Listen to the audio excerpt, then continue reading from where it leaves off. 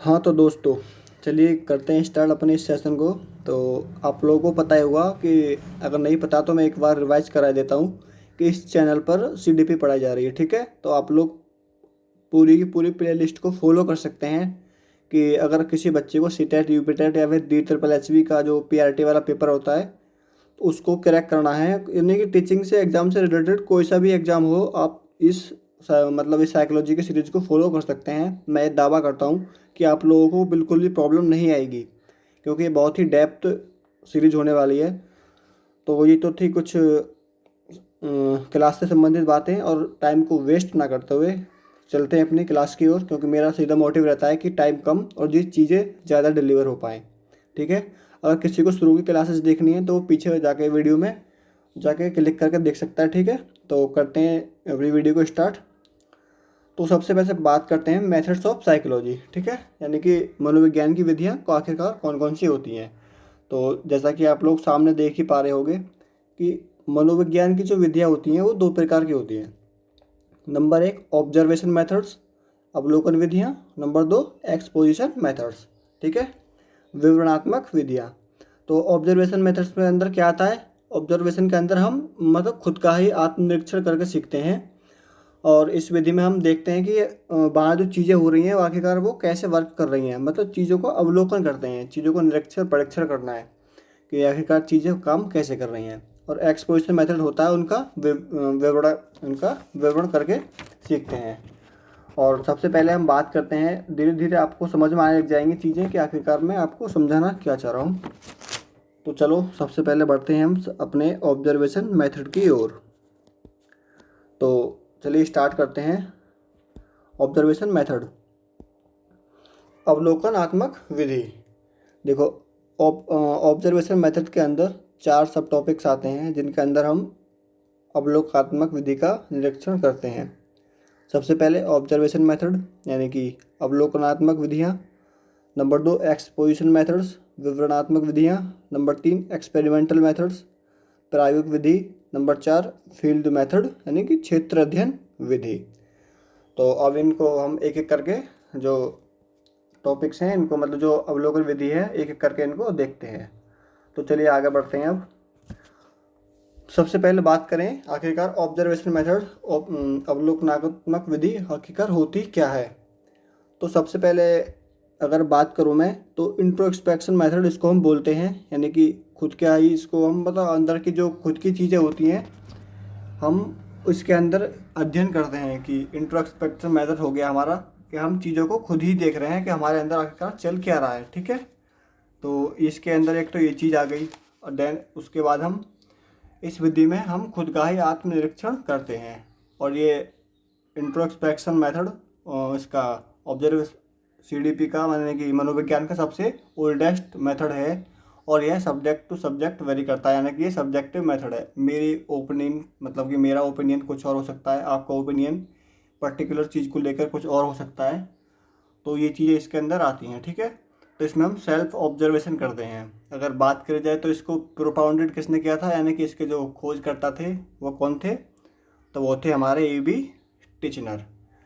ठीक, अगर दोबारा से मैं आपको समझाऊं तो इस विधि में हम अब इस विधि में हम खुद का ही आत्मनिरीक्षण करते हैं। ठीक, और ये सबसे ओल्डेस्ट मेथड यही है हमारा, और ये सब्जेक्ट टू सब्जेक्ट वरी करता है। यानी कि एक पर्टिकुलर चीज़ को लेकर के, यानी कि कोई इंसान कार्य कैसे कर रहा है उसको देख करके कोई इंसान क्या सोच सकता है और तुम क्या सोच सकते हो। यानी कि सबका अलग अलग माइंडसेट होगा इस विधि के अंदर, और ये सेल्फ ऑब्जर्वेशन होती है। ठीक, तो आखिरकार घुमा फिरा कर वही बात आ गई कि यह सब्जेक्टिव मेथड हो गया।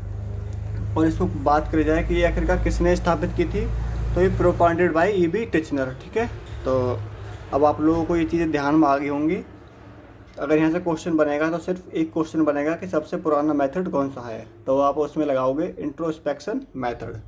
2021 यूपीटेट के एग्ज़ाम का ये क्वेश्चन है। तो चलिए अब आगे बढ़ते हैं। नंबर दो है हमारा ऑब्जर्वेशन एंड एक्सट्रोस्पेक्शन मेथड, अंतर्दृष्टि विधि या फिर अवलोकन विधि। ठीक, तो इस विधि में हम क्या करते हैं, इस विधि में हम बाहर की चीज़ों को अवलोकन करते हैं। और जी पहली वाली विधि में क्या हो रहा था, इसमें ऑब्जर्वेशन में इसमें हम खुद को ऑब्जर्व कर रहे थे, ठीक, सेल्फ ऑब्जर्वेशन। और इसमें एक्सट्रो यानी कि बाहर की चीज़ों का ऑब्जर्व करेंगे। उसमें था ऑब्जर्वेशन, इसमें है एक्सट्रोस्पेक्शन। तो आप यहीं से डिफ्रेंशिएट कर सकते हो कि एक्सट्रोस्पेक्शन मेथड यानी कि हम बाहर की चीज़ों का इसमें अध्ययन करेंगे। तो अगर ये बात करी जाए किसको प्रोपाउंडेड किया था इसने, मतलब तो हमारे जो वाटसन हैं, एक साइंटिस्ट हैं, साइकोलॉजिस्ट हैं, उन्होंने इसको प्रोपाउंडेड किया था, ठीक है।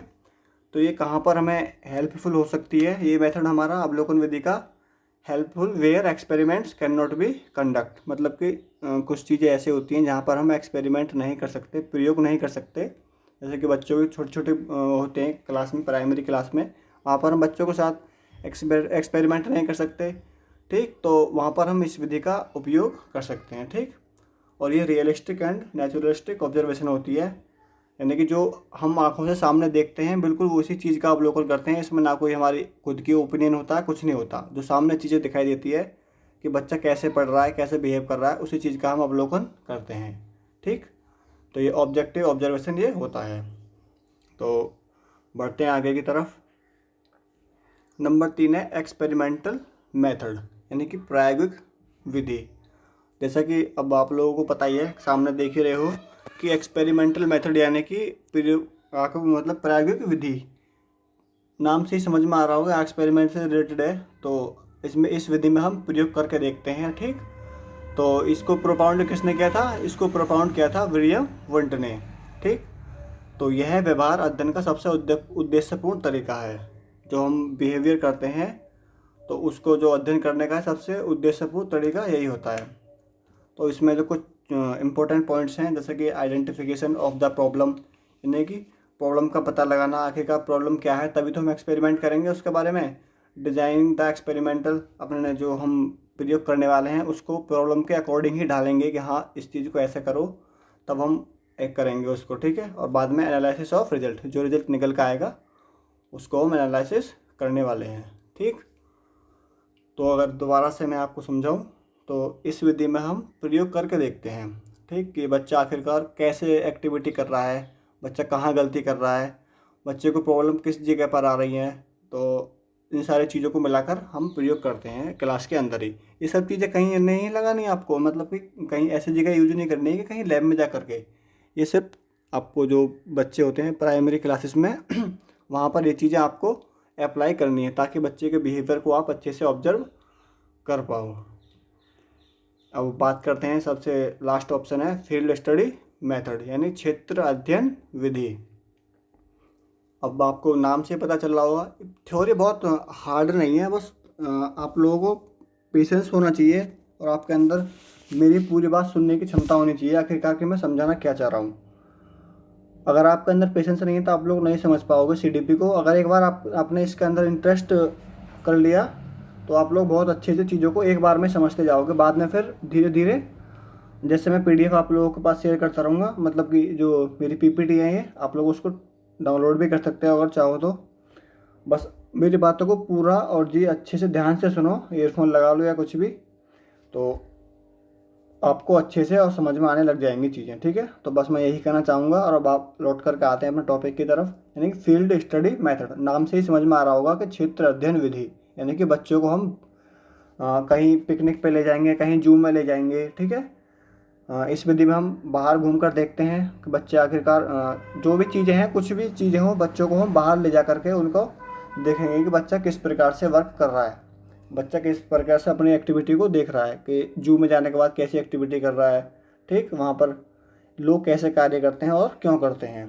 तो अब आप लोगों को समझ में आ गया होगा कि जो हमारे मेथड्स ऑफ साइकोलॉजी हैं, मनोविज्ञान की विधियाँ हैं, उसके अंदर दो विधि आती हैं, ऑब्जर्वेशन मेथड्स अवलोकनात्मक विधि, नंबर 2 एक्सपोजिशन मेथड विवरणात्मक विधि। तो आज की क्लास में मैंने ऑब्जर्वेशन मेथड्स आपके साथ डिस्कस किए हैं, ठीक, जो कि 4 प्रकार के होते हैं, observation method, exposition method, experimental method and field method, ठीक। तो ऑब्जर्वेशन में, इस विधि में हम आत्मनिरीक्षण करते हैं, ठीक है, खुद का ही आत्मनिरीक्षण करते हैं कि आखिरकार हम कर क्या रहे हैं, सोच क्या रहे हैं। और इसको प्रोपाउंडेड किसने किया था? AB टिचनर ने, ठीक है। नेक्स्ट है हमारा ऑब्जर्वेशन या फिर एक्सट्रोस्पेक्शन मेथड। इस विधि में हम बाहर की चीज़ों का अवलोकन करते हैं। तो ये प्रोपाउंडेड किसने की थी? वाटसन ने की थी। ठीक है, ये रियलिस्टिक और नेचुरलिस्टिक होती है। और ये कहाँ पर हेल्पफुल होती है हमारी अंतर्दृष्टि विधि, ऑब्जर्वेशन मेथड, जहाँ पर हम एक्सपेरिमेंट नहीं कर सकते वहाँ पर कौन सा मेथड लगाते हैं? Observation method. नंबर 3 हमारा एक्सपेरिमेंटल मेथड। और इस विधि में आपको पता ही है, नाम से भी समझ में आ रहा होगा कि इसमें हम प्रयोग करके देखते हैं कि बच्चा कहाँ पर गलती कर रहा है, क्यों कर रहा है, कहाँ, फिर उसको हम चीज़ों को डायग्नोस करते हैं, फिर उसका रिजल्ट का हम एनालिसिस करते हैं। ठीक है, तो इसमें ये चीज़ थी। और फील्ड स्टडी मेथड में तो आप लोगों को सीधा सीधा ध्यान ही है, इस विधि में बच्चों को बाहर ले जाकर पिकनिक पे या फिर कहीं भी जू में, जहाँ जहाँ या फिर नुक्कड़ नाटक वगैरह होते हैं, ठीक है, तो बच्चों को एक्टिविटी कराते हैं, बच्चों क्या सीख रहा है और क्यों कैसे कार्य कर रहा है। तो ये तो थी कुछ आज की क्लास की इंपॉर्टेंट बातें। अब हमारा दूसरा टॉपिक रह गया एक्सपोजिशन मेथड, विवरणात्मक विधियाँ। ठीक है, केस हिस्ट्री मेथड। और जी बाकी की मेरी पीपीटी भी बनी नहीं है, जैसे कंप्लीट होगी नेक्स्ट क्लास में आप लोगों के पास शेयर की जाएगी विद ओपिनियन के साथ और जी विद एग्जाम्पल के साथ। ठीक है, अगर क्लास अच्छी लगी हो तो आप लोगों के लिए बहुत बहुत शुक्रिया, आपने मेरी क्लास पूरी सुनी। करते हैं वीडियो को यहीं पर एंड, तब तक के लिए wish you all the very best.